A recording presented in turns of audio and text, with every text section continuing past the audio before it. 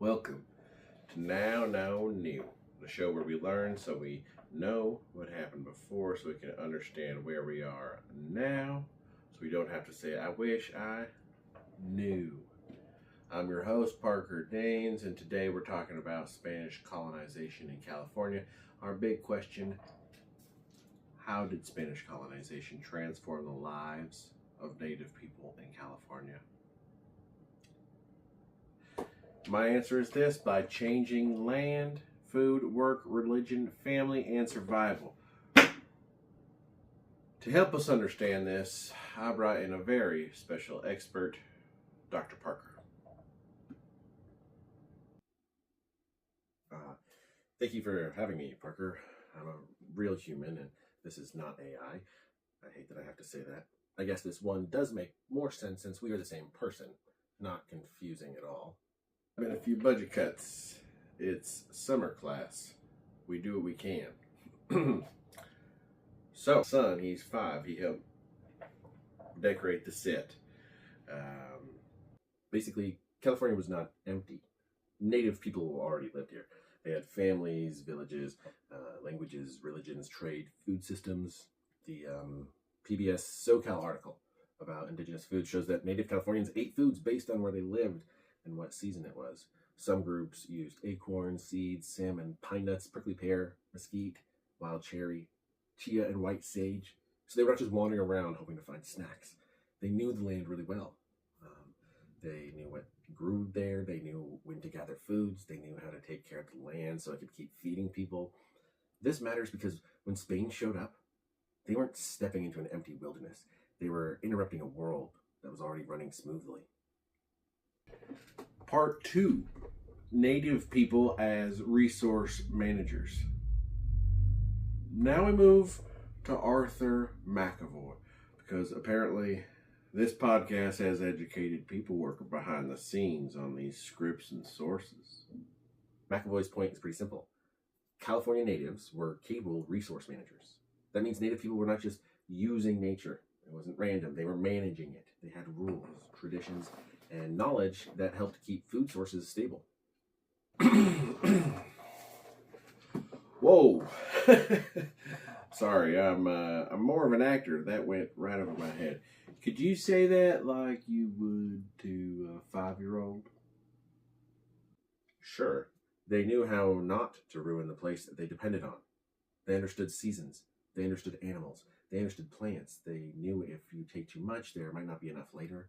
This busts the myth that Native people were just living randomly in nature. Right. They had systems. And that makes Spanish colonization even more important to understand because Spain did not just bring new people. Spain brought a totally different way of using the land. Part 3: Hackle and the Missions. Growing up in California, I went on multiple field trips to the missions. I thought they were fun trips. Is there more to them? Great question, Ashley, because this is where Stephen Hackle does a lot of the heavy lifting. So what does Hackle say changed when the Spanish came?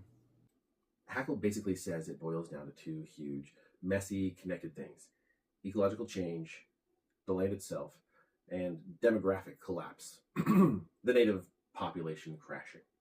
The land changed and the native populations collapsed. Spain brought animals like cattle, sheep, horses, and pigs. Those animals ate native plants, trampled land, damaged food sources, and changed the landscape. Spain also brought European plants, weeds, and diseases. So colonization was not just soldiers and priests. It was also cows, sheep, weeds, and sickness. That is somewhat both like what the hell and horrifying. Exactly. And the scary part is that all of this pushed Native people towards the missions. So if your food systems are being damaged, then a mission with food can start looking like a solution. But the missions, they were also part of the system of control that Spain used. At missions, the Native people farmed, built, cared for animals, and produced food. So missions were churches, but they were also colonial workplaces. Spain wanted to control Alta California, but did not have enough Spanish settlers to fill it. So The missions became a way to turn native people into loyal Catholic Spanish colonial subjects, tax-paying subjects. That is also why I want to be careful with the genocide point that some people would be quick to point out. I've heard this before. It's not as simple as saying every Spaniard came with one clear plan to wipe everyone out. Spain needed native people alive for labor, conversion. Basically, their whole plan depended on the survival of native people. This does not make it innocent. The system still became catastrophic for native people. Disease made that catastrophe even worse. Hackle says disease weakened villages, created orphans and fatherless children at Mission San Carlos, and venereal disease like syphilis and gonorrhea lowered fertility. So population collapse meant people were dying, families were being broken, and future generations were being cut off. Why is it important for me? I'm in kindergarten in a couple months. No! Because the place we live has a story. Before California was California, native people were already here. I mean, that's what I'm gathering, you know? They had food, families, languages, traditions and villages, knowledge of the land. And even after colonization, native people did not disappear. They survived. So let's bring it all together here. The PBS SoCal article shows that native Californians already had deep food traditions connected to land and seasons. McAvoy shows that native people were capable resource managers who knew how to care for the environment they depended on. Hackle shows how Spanish colonization disrupted that world through missions, disease, animals, plants, labor, and control. So the main answer is this. Spanish colonization transformed native life by changing food, land, labor, religion, community, and survival. But native people were not just victims. They adapted, resisted, escaped, preserved culture, and survived. So, on today's episode of Know, Now, New, what do we now know? We know California was not empty.